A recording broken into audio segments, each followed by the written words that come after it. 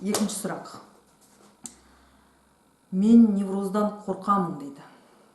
Ешқашан невроздан құтыла алмасам ше, бұл жағдай аяқталмаса ше деген ой келеді маған күнімен дейді.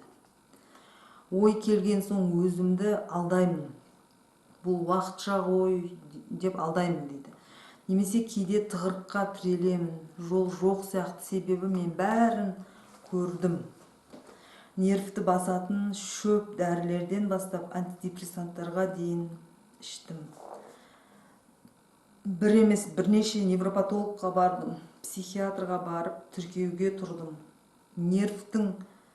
Нервін қозған деп мені лаймен де емдеді дейді. Сондай лаймен емдеу курстары да бар екен. Курсына да бардым. 6 жылдан бері неврозбен алыстым. Күдіктенемін. Ешқашан құтыла алмаймын деп күдіктенемін. Не істесем бір сәтте құтыламын. Сізге барсам қанша сеанста құтқарып невроздан шығарасыз дейді. Осындай сұрақтар келеді маған көп.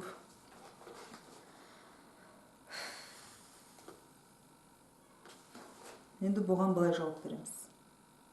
Уақытша ой деп алдаймын дейді. Кейде тығырыққа тірелемін. Жол жоқ сияқты. Невроз кезінде невроздың өзі бір проблемаға айналады адам басына. Өмірі ондай қорқыныш көрмеген, себепсіз үрей көрмеген адам, кәдімгідей күнделікті өмір сүрген, жақсылы жаманды, бірден себепсіз үрейлердің әлеміне кіріп кеткеннен кейін адам қалай болса да мен осыдан шығуым керекпін деген қатты көптеген іс-әрекеттерге барады. Барлық дәрілердің түрін көреді. Қазір медицинаның дамыған соншалықты бір ұсыныстар көп берілетін адам үшін. Ұсыныстар көп, шөп дәрілерді де көресіз, антидепрессанттарды да көресіз. Инеге де барады адамдар, невропатологтың ұсынысымен.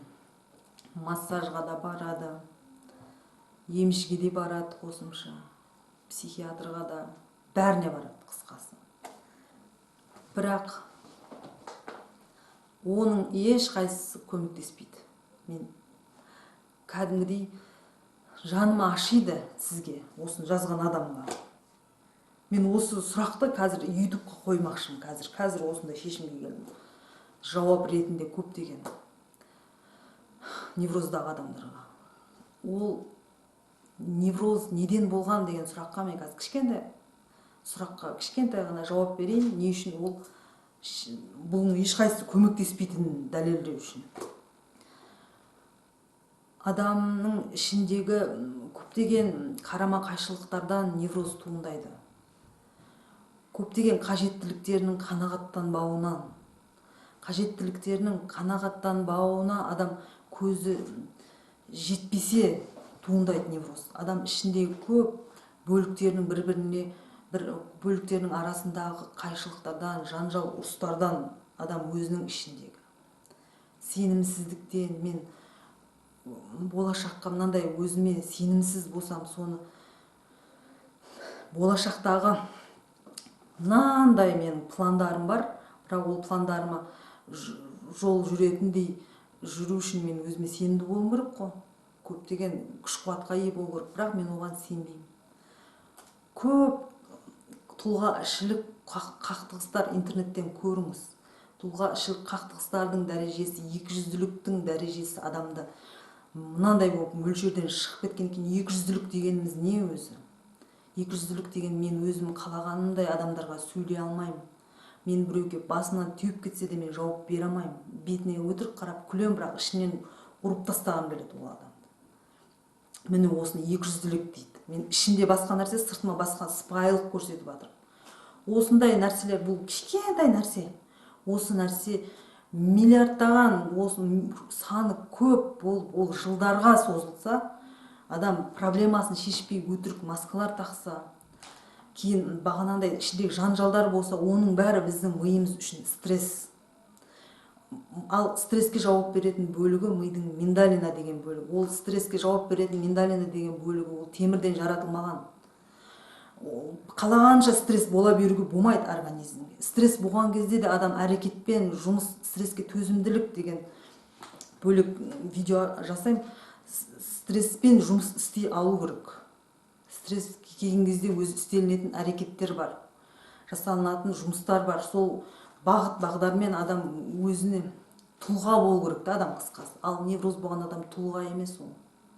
Ол адам ішінде қорқақ, өмірден қорқатын, болашағынан қорқатын, өзіне сенбейтін, болашағына көз жетпейтін сондай нәрселерге жететініне, өзінің жоспары бойынша, қиялы бойынша дейік та, жететін ондай нәрсе, ондай сенімділік жоқ ол адамның ішінде. Ішінде есеймеген десек те болады. Енді олай ары қарай кетіп қалмаймын, бірақ кішкентай бала бар, былайша айтқанда. Сол үшін ішіндегі жанжалдардың саны өсіп кеткеннен кейін невроз, бағана миндалина деген бөлігі мидың онша мұндай көлемдегі стресстерге бағанандай көтере алмайды бұл бөлік. Содан кейін өзінің жұмысын дұрыс атқарамайды да, өтірік стресстер, өтірік осындай қорқыныштар мен үрейлер жібереді адамға. Сол үшін сіз невроз болдыңыз, сіз көріп отырсаңыз қазір. Енді сондай нәрселер болып адам невроз болғаннан кейін бір молданың барып куф-суф дегеннен ол адам невроздан шығып кете ма, қалай ойлайсыз? Немесе бір невропатологтың антидепрессанттарынан шығып кетеді деп ойлайсыз ба? Антидепрессант дегеніміз, мысалы, үрейдің мөлшері көбейіп кетті ғой сізде. Қазір вообще ол бөлік жөнді істемегеннен кейін мүлдем көп таңертеңнен кешке шейін невроз жағдайында үрей мен қорқыныш деген ғана эмоциялар мен сезімдер болады сізде. Енді қараңыз, жақсылап ойланып, тұжырымдарға келуге ұсынамын мен. Енді сізде көп ойыңыз үрей мен қорқынышты ойлар, эмоция басым сізде қазір. Енді үрей мен қорқыныш басым болса, сізге антидепрессант жазып береді, транквилизаторлар жазып береді. Антидепрессант дегеніміз үрейдің ойы кетіп қалдым ғой мен басқа жаққа қуып. Үрейдің ойы көбейіп кеткен, үрей деген сезім көбейіп кеткеннен кейін адамдарда қуаныш деген сезім, қуану деген, рахаттану деген сезімге жауап беретін серотонин деген гормон бөлінбей қалады. Серотонин деген гормонды антидепрессанттар зорлықпен бөлгіздіреді мида. Антидепрессанттар тасталғаннан кейін де сізде проблемалар болуы мүмкін. Мен одан ары қарай невроздағы адамды қорқытқым келмегендіктен айтпаймын ол мәселелерді, дәрінің қорқыныштары туралы айтпаймын. Сол үшін ол шығатын жол емес, тағы да жүнділеп айтайын да. Мысалы, антидепрессанттар зорлықпен мидағы қуаныш гормондарын бөлгенімен сіздің миндалина бөлігіңіз бәрібір ол невроз құтылмайды. Антидепрессанттар тастағаннан кейін тасталғаннан кейін бір апта, 2 аптадан кейін ол толық организмнен шығып бастайды антидепрессанттар. Шыққаннан кейін қайтадан ол миндалина өзінің үрейлерін жібереді сізге. Қайтадан басталады осы жағдайыңыз. Сол үшін бұл ешқандай массаж, мидың ішінде болып жатқан нәрсеге массаж қалай көмектеседі, айтыңызшы. Психикада болып жатқан нәрсеге.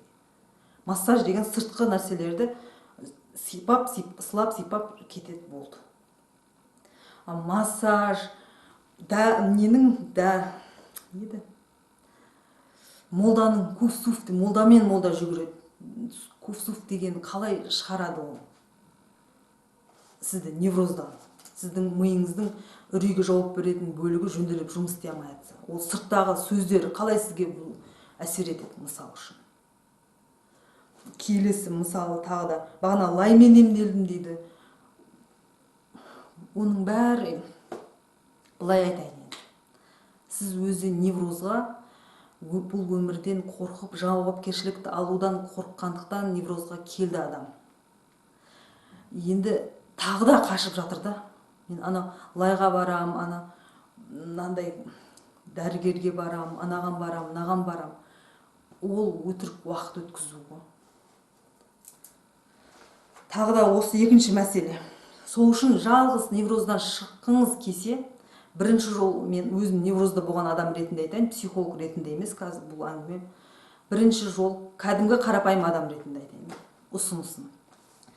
Невроздан проблеманы мойындап, мен невроздамын, осындай. Екінші, алдыңыздан екі жол шығады. Не антидепрессанттармен өмір сүру, мәңгілік, өмір бойы антидепрессанттарды ішіп, үрейдің дәрежесін төмендетіп, ол өтірік қуаныш гормондарын тартып алғызады мида. Антидепрессанттардың құрамы сондай.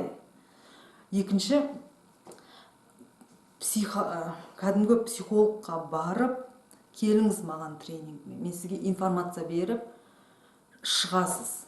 Егер сізде соған мотивация, ниет болса, өмірден қашпай құтыламын деген шын қалау болса, келіп мағлұматтарды алыңыз.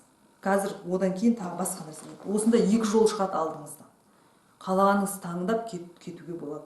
Бірақ олай жүгіріп, әртүрлі аппараттар алып, массаж жасатудың, өйтіп ақша құртудың қажеті жоқ деп мен ойлаймын. Өйткені мен бәрін көрген, массажға да барып, қанша инеге барып, невропатологтардың бәрінің есігін қағып, қалада кетіп бара жатып, невропатолог деген жазу көрсем, соның кабинетіне баратын едім. Мені осы құтқарады деген ниетпен. Ешқандай, өйткені ол мағынасын түсіну керек та, менде не болып жатқан нәрсені. Менде не болып жатыр, менде сондай үрейге жауап беретін бөлігі дұрыс жасамайды, сондықтан осындай ауру емес, осындай бұзылыстарға келдім. Сөйтіп саты-сатымен үреймен, қорқыныштармен жұмыс жасауға үйретемін мен сіздерге. Жұмыс жасағаннан кейін саты-сатымен шығасыз. Енді мына екінші мәселені айтып кетейін, маған көп адамдар осыны жазады. Мен саған барсам дейді маған, неше сеанста мені шығарып, құтқарып, сауғып жібересің дейді. Енді былай айтайын.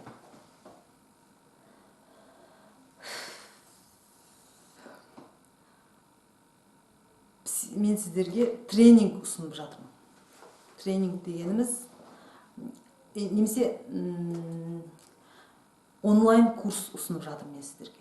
Онлайн курс дегеніміз, мен сізге өзімнің шыққан жолдарымды информация қылып, топтастырып, сізге ұсынамын бұлай. 1,5-2 ай бойы.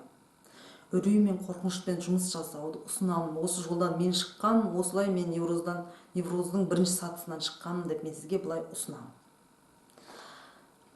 Екінші, ол информация ол. Кейін бұл онлайн курс бөлек қойып қояйық. Екінші, жеке психологтың консультациясы бар, кеңес беру бар. Жеке психологтың кеңес беруінде сіз келесіз маған. Мен сіздің жеке оқиғаңызды, жеке жағдайыңызды талдаймыз. Басыңызда не өткен, қалай келгенсіз неврозға.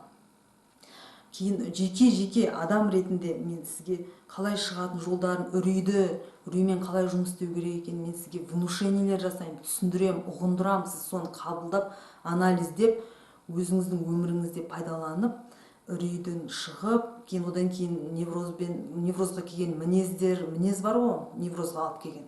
Кейін стресске төзімділік, самооценка, бәрін жеке компонентпен жұмыс істеп, сізді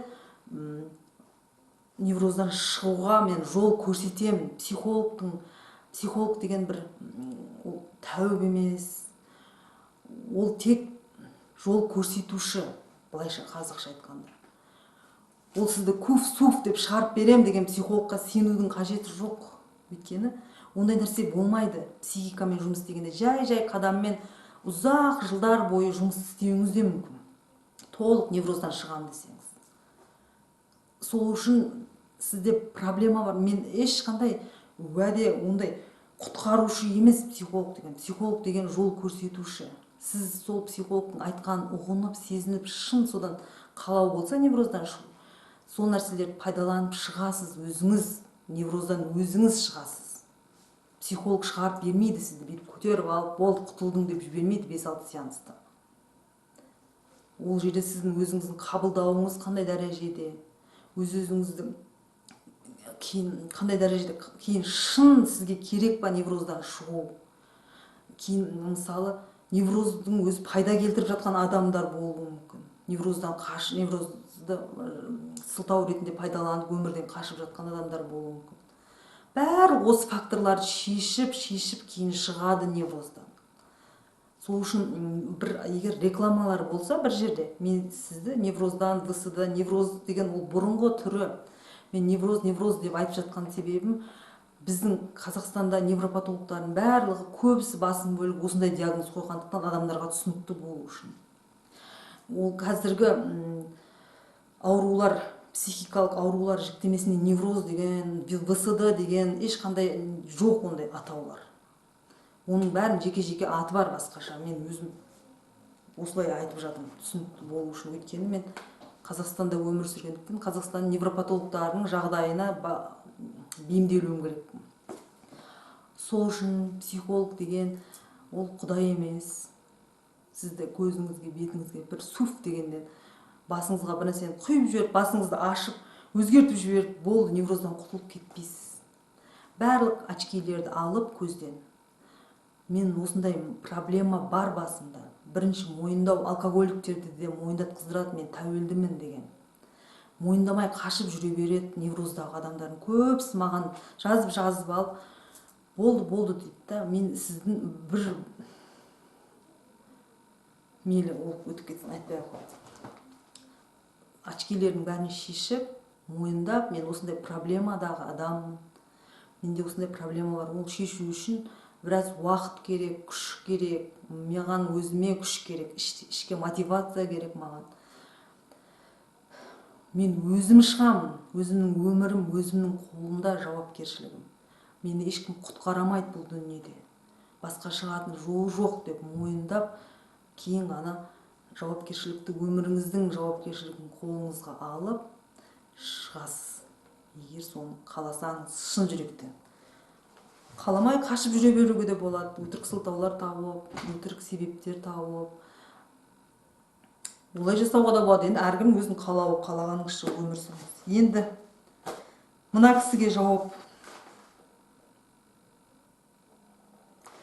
Бұл сұрақта